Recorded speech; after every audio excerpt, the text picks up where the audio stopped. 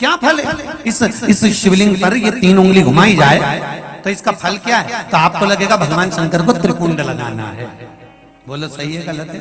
आप तो यही सोचोगे ना कि शिव जी को त्रिपुंड लगाया गया है, पर नहीं। एक भक्त ने एक प्रश्न किया है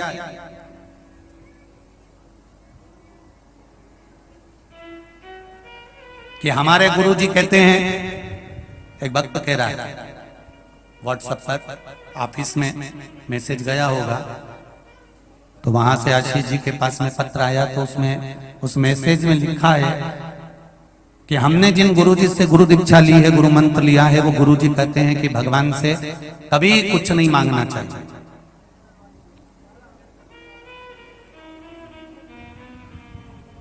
और सीहोर वाले महाराज हमेशा कहते रहते हैं कि भगवान से कहो, भगवान से कहो, भगवान से कहो। तो फिर हम उनकी सुने कि इनकी सुने? तो हमारा निवेदन है, जिसने आपको गुरु मंत्र दिया है आप उसकी सुनो। पर हमारी शिव महापुराण की कथा तो कहती है, बेटा जब रोटी खाने बैठता है ना, और मां अंदर काम कर रही होती है, और बेटा जब रोटी खाने बैठता है और रोटी खाते खाते बेटा आवाज लगा कर कहता है, मम्मी, मां आई, आज दाल अच्छी बनी है, एक रोटी और लाओ मां, आज अमरस अच्छा बनाया है, लौंजी अच्छी बनी है, एक रोटी और लाना मां। मां दौड़ कर रोटी ला कर देती है। मां बेटे की थाली में 4 रोटी एक साथ कभी नहीं रखती। पत्नी में और मां में जमीन और आसमान का अंतर होता है। पत्नी पति की थाली में पहले ही 2 रोटी रख देती है, पर मां अपने बेटे की थाली में कभी 2 रोटी नहीं रखती, वो एक ही रखती है। क्यों? क्योंकि बेटा मुझे पुकारे और कहे मां एक रोटी और लाना, तो मां का चेहरा प्रसन्न हो जाता है, रोटी परसने के लिए भाग जाती है। पत्नी पति की थाली में 2 रोटी रख रही है क्योंकि बार बार देने जाना पड़ेगा, इतनी देर मेरा व्हाट्सएप छूट जाएगा। और मां बेटे की थाली में 1 रोटी रखती है कि बेटा बार बार मुझे पुकारे, बार बार मुझे बुलाए, और बेटा मुझे बार बार बुलाएगा, बेटा मुझे बार बार पुकारेगा, तो मां खुश होकर उसको दाल देने जाएगी, उसको रोटी देने जाएगी, बेटा उसको दाल देने, मां को पुकारेगा, दौड़ कर आएगी और भोजन देने को पुकारेगा, दौड़ कर आएगी मां।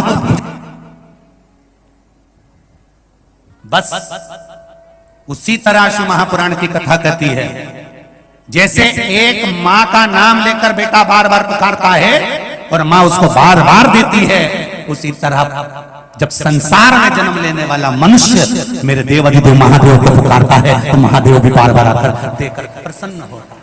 वो में आप में से कितने लोग हैं जो शंकर जी के मंदिर में जाकर चंदन की 3 उंगलियां शिवलिंग पर घुमाते हैं? घुमाते हो ना शिवलिंग पर 3 उंगली? तो ये 3 उंगली घुमाने का फल क्या है?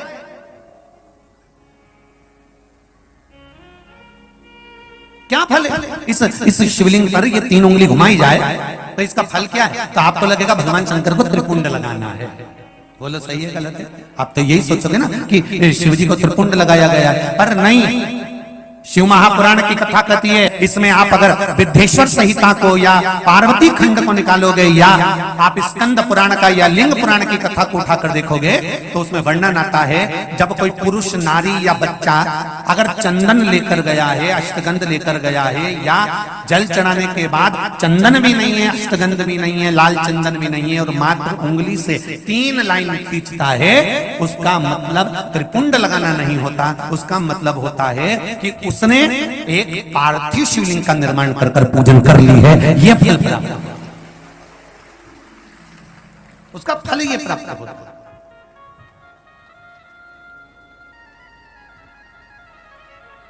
अब आप तो अभी तक सोचते थे कि हमने तो चंदन लगा के आए, हम तो भगवान को चंदन की लाइन खींच कर, हम भगवान को त्रिपुंड बनाकर आए। त्रिपुंड नहीं, भगवान शंकर को आपने त्रिपुंड लगाया वो अपनी जगह पर भगवान शंकर को जो आपने 3 लाइन खींची है, हाथ का जो स्पर्श कर कर घुमाया है, इससे पार्थिव शिवलिंग के निर्माण का फल प्राप्त हो जाता है।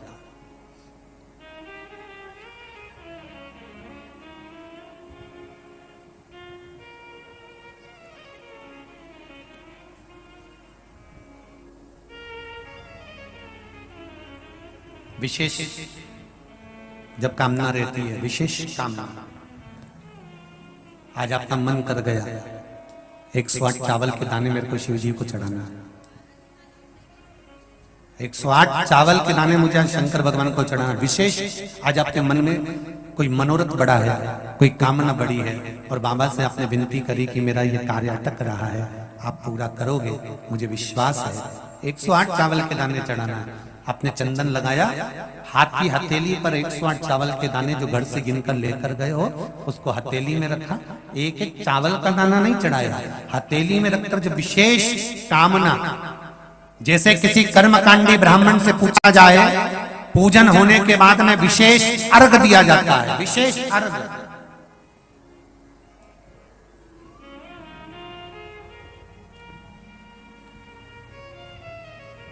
उसी तरह विशेष कामना के लिए एक पत्र में आया विशेष कामना का फल, किसी ने सुन लिया था। देखिए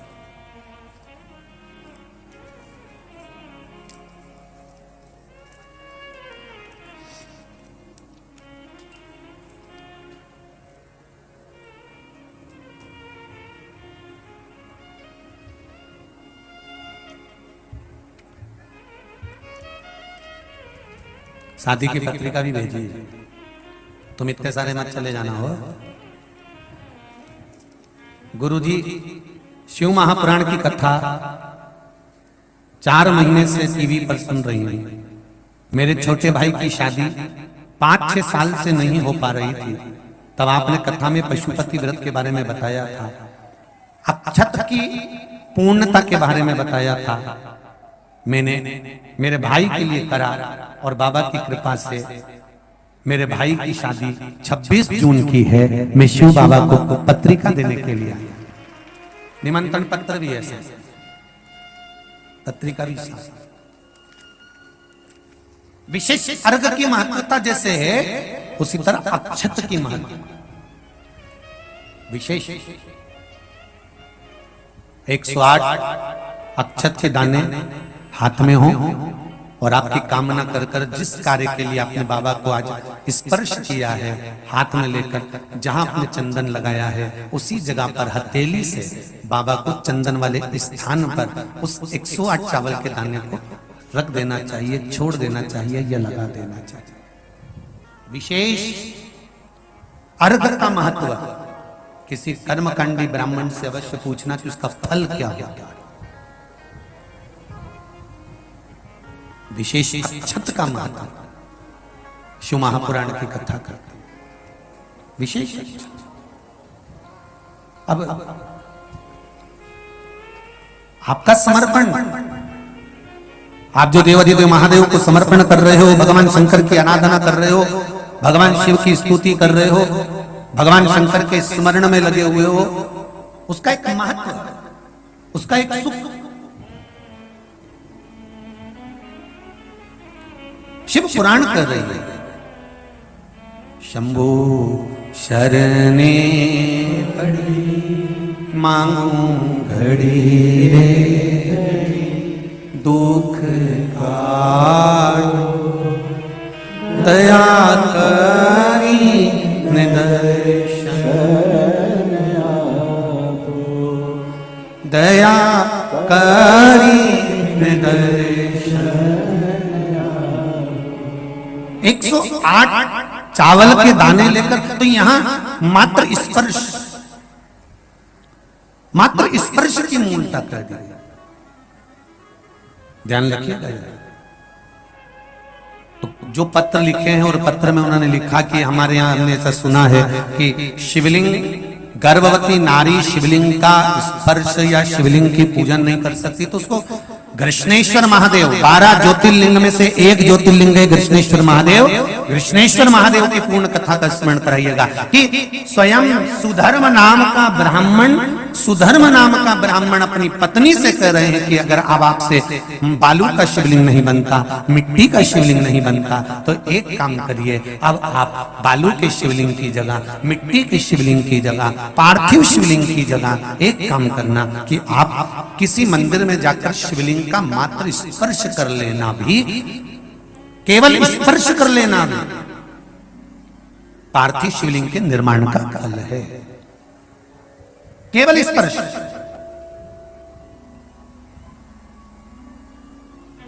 आप लोग जाते हैं शिव मंदिर, तो शिव मंदिर जाते हैं तो शिवलिंग का स्पर्श करते हैं, जम के तो बोलो जरा, करते हो सब लोग? तो शिवलिंग का मात्र स्पर्श, केवल छूना नहीं है। स्पर्श का मतलब होता है शंकर भगवान को आप चंदन ले गए हो कि नहीं ले गए हो, अष्टगंध ले गए हो कि नहीं ले गए हो, पर यह तो मुझे विश्वास है कि एक लोटा जल लेकर जरूर जाते हो। जल चढ़ाने के बाद भी अगर आप 3 उंगलियां शिवलिंग पर अगर मात्र घुमा देते हो तो समझ लो कि आप प्रतिदिन पार्थिव शिवलिंग का निर्माण कर रहे हो। और शिवलिंग की पूजा प्रतिदिन आप शिवलिंग का स्पर्श मात्र घुमाने पर ही पार्थिव शिवलिंग का निर्माण कर रहे हो।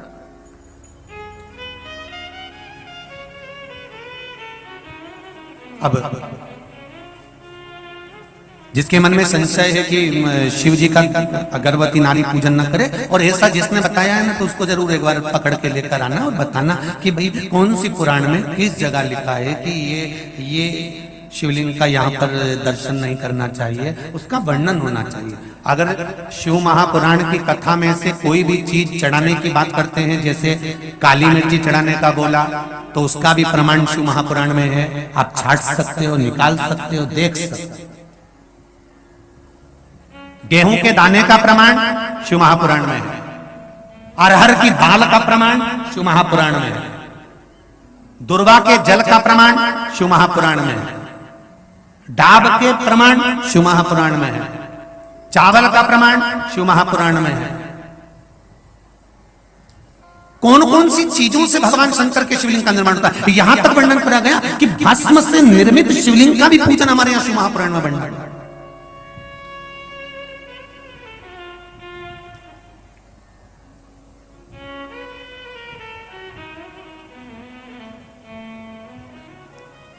आप शंकर की आराधना में जितनी भी चीजें व्यासपीठ से अगर श्रवण करते हैं तो उसका स्मरण आपको रहना चाहिए, उसका स्मरण रहना चाहिए।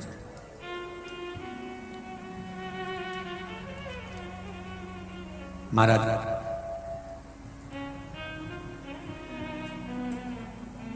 गर्भवती नारी भी शंकर भगवान के मंदिर में जाकर उसका स्पर्श शिवलिंग का कर सकती है, किसी को रोक नहीं है। उसका फल क्या मिलता है वो भी स्मरण कर लीजिए। घोषमा को बेटा हुआ, सुधर्म ने कहा कि इस बेटे को तुम सुदेहा को दे दो, उसकी संतान नहीं है। जब तुम्हें एक पुत्र हो गया है तो दूसरा भी हो जाएगा। उन्होंने सुदेहा को दे दिया। सुदेहा ने पाल पोस कर बेटे को बड़ा कर लिया, उसकी शादी कर दी, घर में बहू आ गई। बहू को मालूम पड़ा कि मेरी असली सास तो घोषमा है, ये सुदेहा मेरी असली सास नहीं है। क्रोध आ गया, उसने सास को पूछना बंद कर दिया सुदेहा को। गुस्से में आ गई सास। सुदेहा ने मन में सोचा कि बेटा ही नहीं रहेगा तो बहू किस काम की रहेगी। बहू गई थी मायके। सुदेहा ने अपने बेटे के टुकड़े टुकड़े कर कर कपड़े में बांध कर तालाब में फेंक दी। अब देखिए, गर्भवती नारी अगर शंकर का स्मरण करती है, पूजन करती है, तो उसके बालक पर कितना फल मिलता है, ये शिव महापुराण की कथा कहती है। तो जिसने आपको कहा कि गर्भवती नारी को शिव जी का स्पर्श नहीं करना चाहिए, उसको ये पूरी कथा सुनाओ कृष्णेश्वर महादेव। बेटे के टुकड़े कर कर कपड़े में बांध कर तालाब में फेंक दिया। घोषमा शिव जी के शिवलिंग का निर्माण करती थी और पार्थिव शिवलिंग का पूजन कर कर शंकर भगवान का विसर्जन करने जाती थी। आज घोषमा के मन में आ गया, मेरे बाबा शंभु, हे भोलेनाथ, त्रिकालदर्शी, कैलाशी, अविनाशी प्रभु, बेटे को बहुत दिनों से नहीं देखा। जिस बेटे को गर्भ में रखा था और आपकी पूजन करी थी, मेरा बेटा वो नजर नहीं आ रहा। शंकर भगवान ने एक हफ्ते पहले मरे हुए भूष्मा के बेटा जो टुकड़ा टुकड़ा हो गया था, उस बेटे को जीवित तालाब से बाहर निकाल दिया। ये गर्भस्थ नारी की शिव आराधना का फल।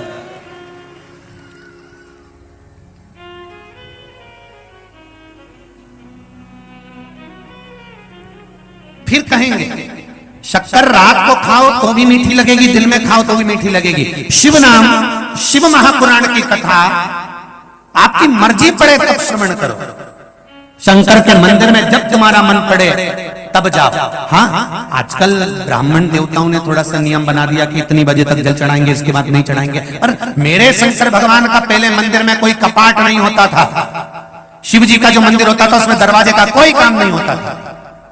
मेरा शंकर तो अड़भंग है, उसके दरवाजे पर कपाट नहीं है, उसके मन में कपट नहीं है और उसके भक्त के मन में झंझट नहीं है। ऐसा मेरा शिव का भक्त। स्नान जब व्यक्ति कर लेता है और करने के बाद तुलसी के क्यारे की मिट्टी का मात्र तिलक लगा लेता है, तो जो शमशान में उसका पुण्य समाप्त हुआ उससे 1000 गुना पुण्य वो वापिस प्राप्त